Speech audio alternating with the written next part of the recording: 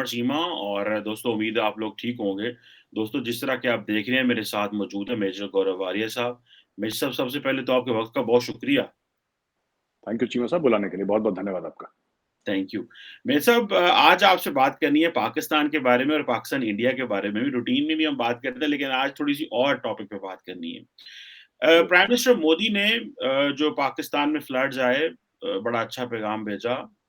लेकिन इंडिया के अंदर बहुत सारे ऐसे हलके हैं वो कह रहे हैं जी कि कल मैं एक चैनल इंडियन प्राइवेट चैनल पे था तो उन्होंने कहा जनाब कि पाकिस्तान जो है वो एड वो मांगे हमसे तो हम पाकिस्तान को देंगे।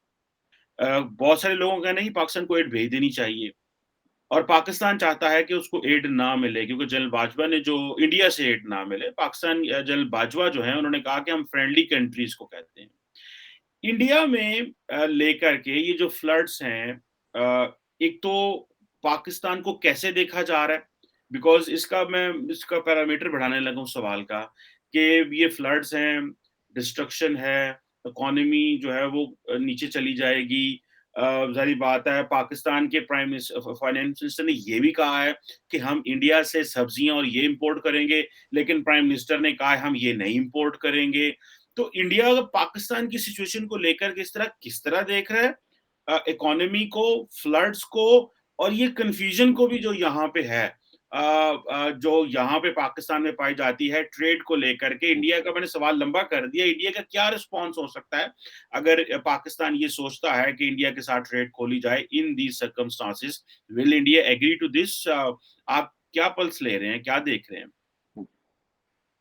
चीमा साहब, पहले तो जो 1000 से ऊपर जाने गई हैं उनके परिवार को सांत्वना और माय हार्टफेल्ट कंडोलेंसेस, बिकॉज ये बेचारे, इनको तो पता ही नहीं इंडिया पाकिस्तान का क्या मसला है। इनको पता ही नहीं कि क्या जियो पॉलिटिक्स है, क्या पॉलिटिक्स है, कौन लड़ रहा है। ये तो ऐसे ही फंस गए, प्राकृतिक आपदा आई और फंस गए और ऐसी जाने चले गए। Very very unfortunate and please accept my condolences.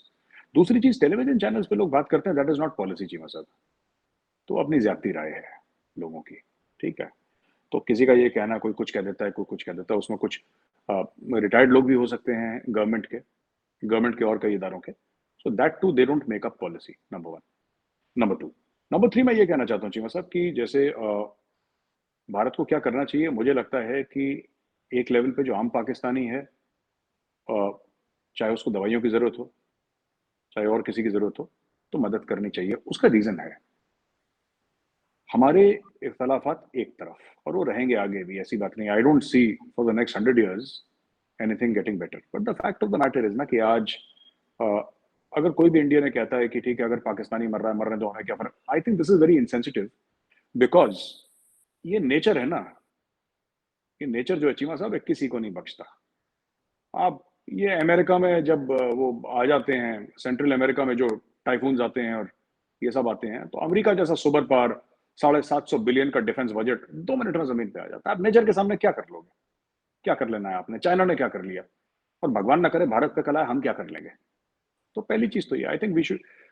Trade के बारे में मुझे पता नहीं, this is more of a policy decision, but yes, I have seen shocking images and videos of death and devastation in Pakistan. भगवान ना करे किसी के साथ हो, ना पाकिस्तान के साथ हो, ना किसी और मुल्क के साथ हो ऐसा। और मुझे ऐसा लगता है कि अगर एड की बात है तो भारत को आगे बढ़ के करना चाहिए। और थोड़ा सा पाकिस्तान में भी मैं चाहता हूं कि लोग जो हैं वो, जो सियासतदान है खास तौर से, मुझे नहीं लगता कि सियासत को इस वक्त देखना चाहिए चीमा साहब की, कि हम ये तो ले लेंगे, ये नहीं लेंगे, ये तो ले लेंगे। जो है, जो बनता है उसको करो। जैसे यूएन ने बोला कि $160 मिलियन कम है। $160 million nothing, it's peanuts. Pakistan में अरबों डॉलर का इंफ्रास्ट्रक्चर वाइप आउट हो गया सर। कोई लोग कहते हैं कि 1/3 of the country is under water, कोई कहते हैं कि 15% ऑफ द कंट्री। मुझे नहीं पता कि कितने लोग इंपैक्टेड है, I am not aware of the correct figures. But 23-24 crore का 10%, it's not a small thing Cheema साहब, it's not a small thing, it's a massive calamity. और जो किसी भी मुल्क में कभी आ सकती है, किसी भी मुल्क में आ सकती है दुनिया में। तो I think India should step forward, India should help. India has been helping other countries and जो भी हिंदुस्तानी हैं जो ये कहते हैं कि नहीं साहब, ये है आतंकवाद है, लड़ाई है, जंगें हुई हैं, ये सब, वो सब ठीक है, वो अपनी तरफ ठीक है, वो हमारे झगड़े अगले 100 साल तक चलेंगे। लेकिन इस वक्त I think it's time momentarily to humanity, for humanity to take a front foot, play on the front foot, and at least reach out to people. बाकी मुझे नहीं पता चीमा साहब की सरकारें क्या करेंगी, I am not aware, but as an Indian citizen, as a common Indian, I feel that वो जो, अगर मैं पढ़ रहा था कहीं, वो 3 साल की बेटी थी किसी की, वो बह गई पानी में ना, खैबर पख्तूनख्वा में थी, और वो 3 साल की बेटी को क्या पता लाइन ऑफ कंट्रोल क्या होती है? वो 3 साल के बच्चे को क्या पता कि ये हो रहा है और ये हो रहा है और जियो पॉलिटिक्स ये हो रही है? She does not know. तो मासूमों पे अपने डिफरेंसेस हम ना निकालें और मासूमों की हेल्प करें, और बाद में बाकी चीजें सॉर्ट आउट कर लेंगे। It's nothing is this thing. तो हाँ, जैसे भी हेल्प हो सकती है, we should help, we should help जैसे भी हो सकती है। बिल्कुल ठीक है। अच्छा, मेरे साहब अब इसी सवाल का जो है वो एक इम्पोर्टेंट एलिमेंट ये है कि पाकिस्तान जो है वो उसने इंडिया को कभी एमएफएन स्टेटस नहीं दिया। इंडिया ने पाकिस्तान को MFN most favourite nation status दिया इन टर्म्स ऑफ ट्रेड। बल्कि पाकिस्तान में तो इसका मजाक उड़ गया 2010 में, जब इसको जरदारी गवर्नमेंट जो थी वो इंडिया को एमएफएन स्टेटस देना चाह रही थी, तो हाफिज सईद और उनके लोगों ने कहना शुरू कर दिया, अच्छा अब इंडिया दुनिया में सबसे बड़ी अच्छी रियासत हो गई है। तो लोगों को ज्यादातर ये भी नहीं पता कि एमएफएन स्टेटस होता क्या है, लेकिन उसको प्रोपेगेंडा जो है वो, लेकिन फिर इंडिया ने भी रिसेंटली कुछ वाकयात हुए तो विदड्रॉ कर लिया। आप क्या समझते हैं, what is an appetite in India for starting trade with Pakistan? दो चीजें हैं, एक पाकिस्तान जो है, इमरान खान फैसला करना चाह रहे थे लेकिन डर गए, वोट ना खो दूं अगले इलेक्शन में। ये प्राइम मिनिस्टर जो है ये भी सोच रहे हैं कि हम जो है वो करें, लेकिन मेरा ख्याल है इंडिया से किसी किस्म का कोई वो आ नहीं रहा, जेस्चर्स नहीं आ रहे कि ट्रेड शुरू की जाए। और प्राइम मिनिस्टर ने भी सुना है कल, हमारे प्राइम मिनिस्टर ने भी सुना है कल, ये कहा है कि पहले जो है वो और इश्यूज देखे जाएंगे, फिर ट्रेड पे बात होगी। जाहिर बात है 2 सीटों का प्राइम मिनिस्टर है, उसके लिए मसला तो है भारत से बात करने का। आप क्या समझते हैं इंडिया में क्या एपेटाइट है? What is an appetite in India? What prime minister Modi and his government thinks कि भाई पाकिस्तान से कारोबार करना चाहिए, ट्रेड होनी चाहिए, या क्या आप समझते हैं कि नहीं, अब this is not a good time to start a trade with Pakistan because Pakistan already isolated है, डिसंगेज्ड है दुनिया के साथ, तो why should we give a breathing space to Pakistan in terms of trade? हालांकि इंडिया के अंदर बहुत सारे ये जो आपकी गुजरात हो, राजस्थान हो, उसके बाद पंजाब हो, ये सारी जो बेल्ट है, they want to start a trade with Pakistan because इनकी बहुत सारी प्रोडक्ट्स पाकिस्तान आ सकती हैं, आगे जा सकती हैं। So what is an appetite in India मेसा फॉर दैट? चीमा साहब, 2-3 चीजें हैं कि अगर हम ये जो बाढ़ वाला जो जल्जला आया है, बाढ़ आया है, जो प्राकृतिक आपदा हुई है, आपदा आपदा हुई है, माफ कीजिएगा, जो पाकिस्तान में, हम इसको 1 मिनट के लिए अलग कर देते हैं, 1 मिनट के लिए, और हम ये मान के चलते हैं कि पाकिस्तान में सब चीजें ठीक हैं, from a nature point of view, natural calamity कोई नहीं है, तो भारत में there is no appetite for trade, there is no appetite for normalisation of relations with Pakistan, there is no appetite for furthering of diplomatic ties, उनको upgrade करने का, देर is no apatite. मैं कई थिंक टैंक्स के साथ उठता बैठता हूँ, सर्विंग एंड रिटायर्ड ऑफिसर्स के साथ उठता बैठता हूँ, मैंने किसी से ऐसा नहीं सुना। और दूसरी एक और चीज है कि ये जो चीज है ना ट्रेड की, देखिए भारत की जो खपत है, मैं आपको बताता हूँ इसमें इसमें चाबी क्या है चीमा साहब। एक होती है उत्पादन और एक होती है खपत। उत्पादन होता है प्रोडक्शन और खपत होती है कंजम्पशन, राइट? इंडिया में प्रोडक्शन की मशीन तो बहुत तेजी से चल जाएगी, राइट? पर इंडिया को, और हम बात कर रहे हैं फ्लड से अलग होके जीवा साहब, है ना?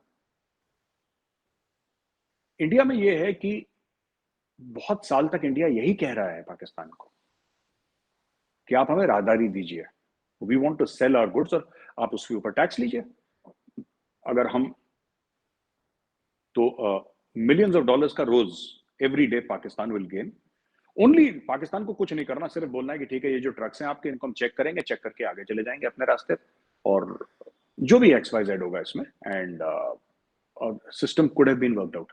बात ये हुई कि ये सिस्टम वर्कआउट नहीं हुआ, और ये कई सालों से चीमा साहब, ये आज की कई दिहाइयों से, कई दशकों से ये चीज पेंडिंग है। क्योंकि पहले तो बोला कि हम इंडिया को स्पेस क्यों दें, पाकिस्तान ने बोला कि अगर वो पहुंच जाएगा, बिकॉज पाकिस्तान का मेन जियो स्ट्रेटेजिक इंपॉर्टेंस यही है, मेन जो है अभी तक वो यही है कि सेंट्रल एशियन स्टेट जो एक जमाने में रशिया हुआ करते थे, वो बफर शफर का तो टाइम वो खत्म हो गया, जहां पे लोग सोचते थे कि बफर स्टेट और ये सब, that time is over. Central Asian states हो गए और अफगानिस्तान हो गया, स्टोरी यही है। Central Asian states probably through the Wakhan corridor, and through Afghanistan and directly to Afghanistan also. अब बात ये हो गई चीमा साहब ओवरऑल कि इंडिया करते करते करते फिर इंडिया ने चाबहार में इन्वेस्टमेंट शुरू करी, और आपने सुना होगा नॉर्थ साउथ इकोनॉमिक कॉरिडोर की बात सुनी होगी.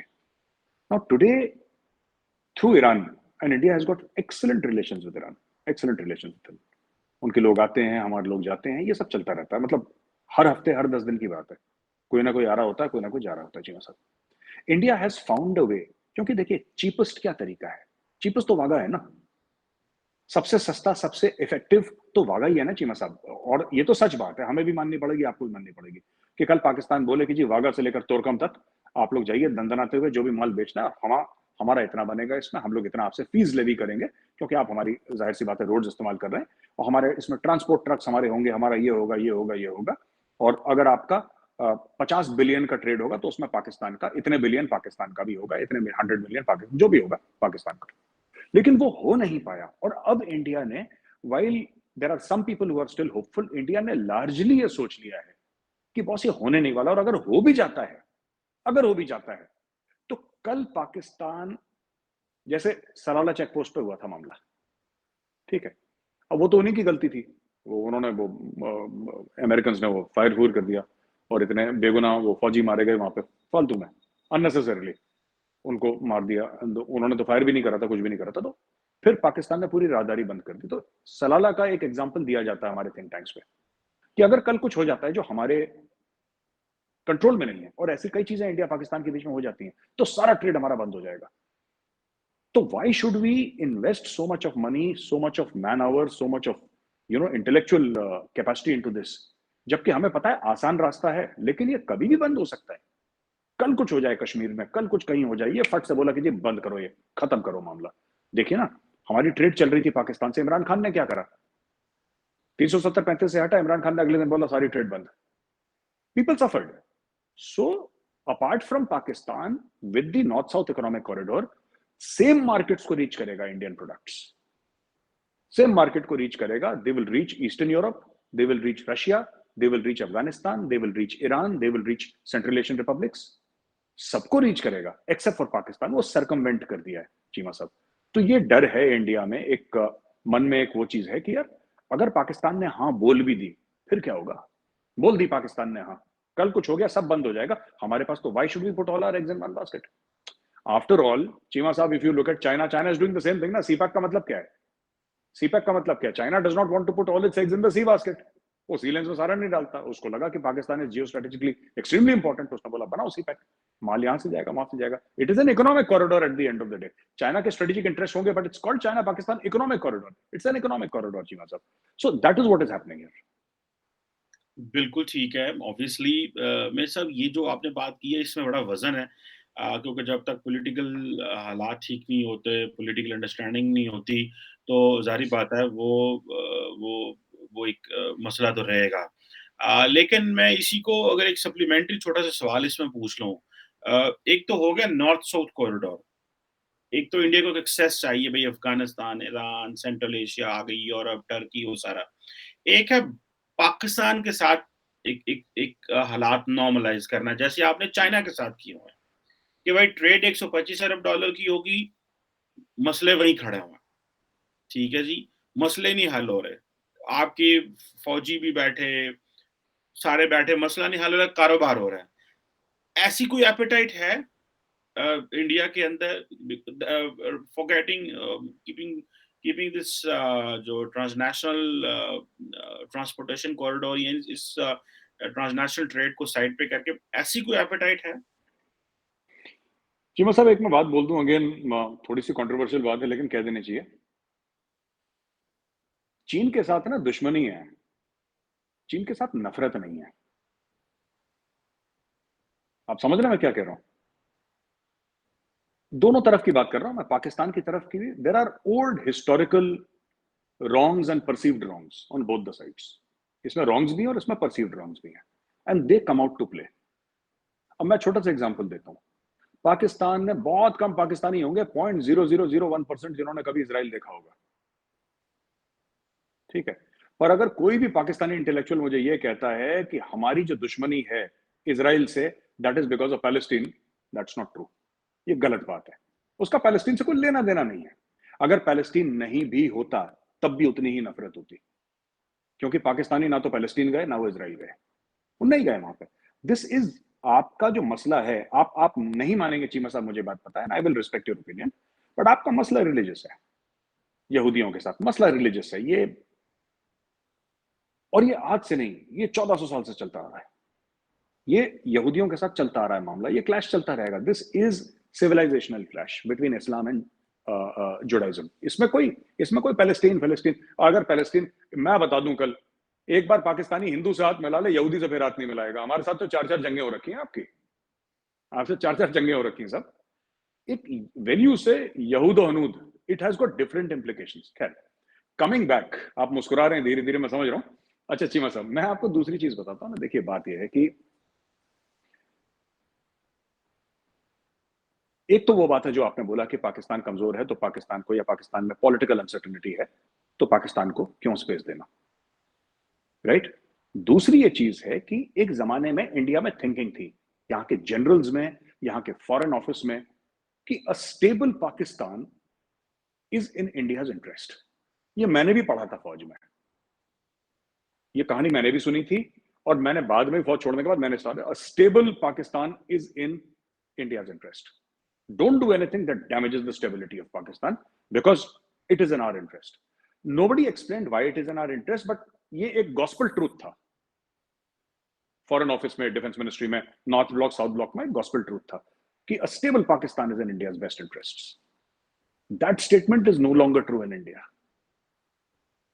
ये जो है ना कि a stable Pakistan is in India's interest, अब ऐसी थिंकिंग आ गई है कि it does not matter whether it is, because जहां तक ट्रेड की बात है Cheema sahab, without Pakistan we have managed the highest level of trade in the history of independent India. 75 साल में सबसे ज्यादा हमने ट्रेड, उसमें पाकिस्तान का मुश्किल से कुछ करोड़ रुपए की दवाइयां होंगी, या कुछ जहांगीर तरीन साहब की मिलों की कुछ मशीन होंगी जो जाती, बाकी तो कुछ था नहीं उसमें, थोड़ी मोड़ी दवाइयां थी, you know this drugs and all that, बस उसके अलावा तो कुछ था नहीं। लेकिन ये चीज है चीमा साहब, इसके ऊपर कभी और हम लोग पूरी बहस कर सकते हैं, डिबेट कर सकते हैं, लेकिन fact of the matter is कि अब काफी लोगों को ये लग रहा है इंडिया में, and people in positions of responsibility and power serving, that may be does not matter, may be does not matter कि पाकिस्तान स्टेबल हो अनस्टेबल हो, ज्यादा कोई फर्क नहीं पड़ता। बिकॉज एक्चुअली क्या हुआ है कि इंडिया हैज, मैं आपको सही बात बताता हूँ चीमा साहब, India has somewhere run out of patience. जैसे कि बोला ना कि पाकिस्तान राहदारी नहीं देगा अफगानिस्तान के लिए, है ना, पाकिस्तान राहदारी नहीं देगा अफगानिस्तान के लिए, सेंट्रल एशिया के लिए, तो इंडिया ने थोड़ा सा महंगा, थोड़ा सा और समय लेने वाला एक रास्ता बना लिया, एक रास्ता बना लिया। उसी तरीके से चीमा साहब, उसी प्रकार से क्या हुआ है कि even in this case India ने अपना रास्ता बना लिया। इंडिया ने बोला ठीक है, आइडियल सिचुएशन ये होती है कि पाकिस्तान स्टेबल होता, पाकिस्तान के साथ नॉर्मल डिप्लोमेटिक रिलेशंस होते, लेकिन कहीं किसी को मुकम्मल जहां नहीं मिलता तो you adjust. So we are also learning to adjust Cheema sahab, ये इतनी सी बात है। बिल्कुल ठीक है। तो मेरे से फिर मेरा अगला सवाल ज़ाहिर बात है इसमें बनता है, हाउ डज़ इंडिया लुक्स, ये जो पॉलिटिकल इंस्टेबिलिटी है पाकिस्तान में, इमरान खान जो है वो पाकिस्तान, ये एक फैक्टर तो सुनने में आया इंडिया में, ये है कि वो बड़े खुश हैं कि इमरान खान जो है वो सारे घर को खुद ही चला रहा है, और जो है वो ये जो पॉलिटिकल इंस्टेबिलिटी है, फिर इमरान खान ने फ़ौज को चैलेंज कर दिया, हालाँकि एस्टेब्लिशमेंट की मदद से आए थे।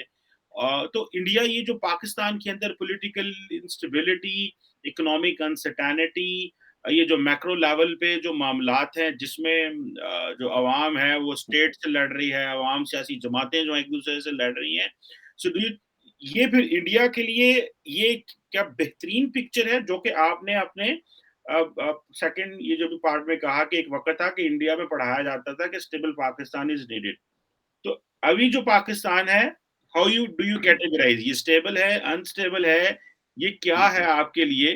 और एक क्वेश्चन मैं और भी आपसे कर लेना चाहता हूँ। आपने जो पिछले सवाल में जो जवाब में बात की कि वो जो पहले हम कहते हैं ना स्टेबल पाकिस्तान चाहिए हमें, अब आपने क्या ऐसी सोच नहीं है। तो क्या मतलब क्या इंस्टेबिलिटी इंडिया एक्सपेक्ट्स कि पाकिस्तान में होगी, इन terms of non state actor की स्टेट से लड़ाई हो, इंटरनल अनरेस्ट हो, मतलब what kind of what is a mindset वो जो है? जी, थैंक यू चीमा साहब। चीमा साहब, इसमें दो बातें मैं कह दूंगा। First of all, India perceives the situation inside Pakistan to be highly highly unstable, highly unstable. Pakistan short term default से तो बच गया, इसमें कोई शक नहीं है, लेकिन पाकिस्तान के पास प्लान नहीं है। एक समय आएगा जब दुनिया ये बोलेगी कि यार बस करो यार, बहुत हो गया, कि मतलब व्हाट नेक्स्ट। पहली चीज, इसमें बात स्टेट और नॉन स्टेट एक्टर्स की नहीं है। एक कहावत है चीमा साहब, बड़ी मशहूर, आपने भी सुनी होगी, कि don't interrupt your enemy when is making a mistake, है ना। तो ये थिंकिंग इंडिया में भी है। हमें कुछ करने की जरूरत नहीं है। जो लोग कहते हैं ना कि बलूचिस्तान, हमें क्या जरूरत है बलूचिस्तान में करने की, हमें क्या जरूरत है कहीं पर भी कुछ करने की। लोग बीएलए की बात करते हैं पाकिस्तान में, इसकी बात, हमें क्या जरूरत है किसी से करने की, है ना। इमरान खान कर तो रहा है, वो 100 बीएलए नहीं कर सकते जो इमरान खान एक जलसे में कर देता है। कैन, एक बात बताइए, बीएलए की क्या औकात है जो पाकिस्तानी सुप्रीम कोर्ट को खड़काए? औकात है बीएलए की? तहरीक तालिबान पाकिस्तान की, जिसको पाकिस्तानी कहते हैं फंड, उनकी औकात है आर्मी चीफ पर अटैक करने की? नहीं औकात उनकी चीमा साहब। और सिर्फ ये बात नहीं है, आपकी डिप्लोमेसी, अमेरिका को गाली दे दे के अमेरिका को आपने आइसोलेट कर दिया। वो तो धन्य हो जनरल बाजवा का, जिसके कहने पे आईएमएफ ने पैसे दे दिए। जनरल बाजवा नहीं कहता तो पैसे नहीं मिलने थे आईएमएफ के, ठीक है। It is because of general Bajwa. Let me place on record, because GHQ has got a very good relationship with pentagon. इनके बिकॉज इनकी आपस में नीड्स रही हैं शुरू में। अमेरिका को इनसे चाहिए था, इनको अमेरिका से चाहिए था। इनकी नीड्स हैं, इनकी रिस्पेक्ट है, इनकी क्रेडिबिलिटी है। More than respect and anything, credibility बड़ी है। जनरल बाजवा फोन करेगा तो वहां पे कोई ना कोई फोन उठाएगा। इमरान खान फोन करेगा, उठाएगा भी नहीं फोन वहां पे ना, शहबाज शरीफ का उठाएगा, जनरल बाजवा का फोन जरूर उठाएगा वहां पे। तीसरी बात मैं आपको बताता हूँ चीमा साहब, बात यह है कि आपके अफगान तालिबान से रिश्ते खराब है, ठीक है। अफगान तालिबान ने शय दे रखी है तहरीक तालिबान पाकिस्तान को। वो अपनी स्ट्रेटेजिक डेप्थ पाकिस्तान के अंदर खोज रहा है। वो जो भी ड्रामे कर रहा है ना, जवाहिरी को ड्रोन स्ट्राइक पाकिस्तान से उड़े थे, जो भी XYZ तालिबान का चल रहा है। But the fact of the matter is, Taliban is not responsible for the state of Pakistan economy. जब आपकी पॉलिटिकल अनसर्टेनिटी रहेगी तो आपकी इकोनॉमी कहां से प्रोग्रेस करेगी जी? मतलब one of the main reasons of India's economic progress is political certainty. कोई पैसा क्यों लगाएगा? और जो लोग कहते हैं कि यूएई इन्वेस्ट कर रहा है, कतर इन्वेस्ट कर रहा है पाकिस्तान, वो इन्वेस्टमेंट नहीं है, वो खरीद रहे हैं। वो आपके नेशनल एसेट्स खरीद रहे हैं, स्टेट ओन्ड कंपनीज हैं आपकी, उनको खरीद रहे हैं। इन्वेस्टमेंट ये होगा, कतर को ये बोले ना कि यहाँ पे फैक्ट्री लगाए, यहाँ पे 5,000 पाकिस्तानी को रोजगार दे, मोबाइल फोन बनवाए, एक्स चीज बनाए, रेडियो बनाए, टेलीविजन बनाए, जो मन चाहे बनाए, और बोले कि हम इससे पैसे कमाएंगे। That is investment which leads to, अगर 10% आपकी स्टेट ओन कंपनीज में खरीद ली, उसकी क्या, उसका रिपरकशंस क्या होने? आपको ब्रीदिंग स्पेस मिल गया, फिर आप 10% और बेच देंगे, फिर आप 10% और बेच देंगे, 3-4 साल के बाद वो 100% बिक जाएगी। फिर क्या होगा आगे से? रूजवेल्ट होटल बेचा, नहीं बेचा, अगले साल बिकेगा। There is no road map. So this what is happening inside Pakistan today. मैं आपको बता रहा हूँ, ये मुझे ना पाकिस्तान से 1-2 कॉल भी आए ना, 1-2 पीटीआई के सपोर्टर्स हैं जो मेरे जान पहचान के हैं कि मिर्जा साहब आप गलत बात कह रहे हैं, आप नहीं समझ रहे। देखिए, वो ऑडियो रिकॉर्डिंग मैंने भी सुनी है, ठीक है चीमा साहब, जो आजकल पाकिस्तान में बड़ी मशहूर हो रही है, राइट। कोई इतना बेहिस कैसे हो सकता है? वो भी रोटी खाता होगा ना, वो भी किसी माँ ने पैदा करा होगा, वो भी इंसान का बच्चा होगा। कोई ऐसा बेहिस कैसे हो सकता है जो कहता है कि आपके चेयरमैन के खिलाफ अगर कोई बोले तो फिर क्या करेंगे? तो once you put a man above the country, कि पाकिस्तान जाए खड्डे में, बाहर में, कोई बात नहीं, इसकी ऊंची होनी चाहिए, तो व्हाई शुड इंडिया इंटरप्ट? ये बीएलए से मैं बता रहा हूं आपको ना, आज तक जो भी पाकिस्तान कह रहा था कि बीएलए को इंडिया ने फंड कर दिया, या इंडिया ने अफगानिस्तान से टेररिस्ट भेज दिए, ये सब स्टॉक एक्सचेंज पे अटैक कर दिया, यहां पे अटैक कर दिया, बॉम्ब ब्लास्ट कर दिया, ये तो बच्चे हैं छोटे छोटे, इनकी औकात ही क्या है? यू जस्ट इमेजिन चीमा साहब, कि आप माने ना माने, मैं जानता हूं इस प्रोग्राम में एज अ पाकिस्तानी आप मानेंगे नहीं, but fact of the matter is, Imran Khan ने जो आपका सबसे स्ट्रांग और क्रेडिबल इदारा था पाकिस्तान आर्मी, उसमें दरार डाल दी है। पाकिस्तानी आर्मी के वेटरन साहब इस्लामाबाद प्रेस क्लब के सामने झंडे झुंडे लेकर खड़े हैं, they are protesting and they are calling names to general Bajwa. ऐसा फौज में, इट इज अनइमेजिनेबल, अनइमेजिनेबल। क्या बात हो रही है? मतलब कि आप किसी भी फौज में, इवन है ना, आप हाइब्रिड रेजिम कहते हो पाकिस्तान को, even on a pure democratic regime कोई ऐसा नहीं करेगा। Nobody will do it, but he has done that. Can BLA do it? Does TTP have that capability? है औकात टीटीपी के? बिल्कुल। टीटीपी क्या वो गया 8-6 हज़ार है। जिस दिन पाकिस्तान थोड़ा सा संभल गया और जनरल बाजवा ने बोला ना कि ये 6 हज़ार है ना, मुझे इनके सर चाहिए लाके, इनके जरा सर मेरे सामने पेश करो रावलपिंडी में, तो टीटीपी वालों की खोपड़ियां लगी होंगी वहां पे। इनका पहले भी पाकिस्तानियों ने, आर्मी ने मार मार के दुब्बा बनाया था इन लोगों का। ये तो यही जानवर के बच्चे ना, इनको पता नहीं क्यों छोड़ रखा है आपने। But fact of the matter is कि they are incapable of doing the damage that Imran Khan is doing. Imran Khan नहीं कर सकता डैमेज। अच्छा, एक और चीज बताता हूँ चीमा साहब, टीटीपी क्या करता है? टीटीपी क्या कर लेता है? टीटीपी यह करता है कि किसी दूर दराज इलाके में, जिसका नाम एक आम पाकिस्तानी ने नहीं सुना होगा या आम इंडियन ने नहीं सुना होगा, वहां पे एक दो फौजियों के ऊपर अटैक करके एक दो फौजी मार दिया। डू यू एक्चुअली थिंक कि पाकिस्तानी स्टेट को, ठीक है बुरा सबको लगता है जब अपने बंदे जाते हैं, सबको बुरा लगता है, ठीक है ना, इंडिया में भी लगता है, पाकिस्तान में भी लगता है, पर चीमा साहब क्या आपको लगता है कि पाकिस्तानी स्टेट को उससे फर्क पड़ रहा है?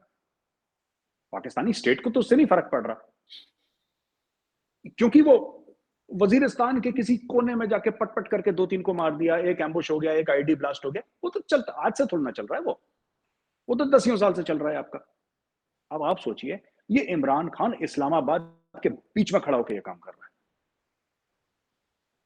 He is destroying Pakistan from inside Islamabad. अभी क्या बोला उसको कि चिट्ठी भेज दो, खैबर पख्तूनख्वा के बंदे को बोला कि आईएमएफ को चिट्ठी भेज दो।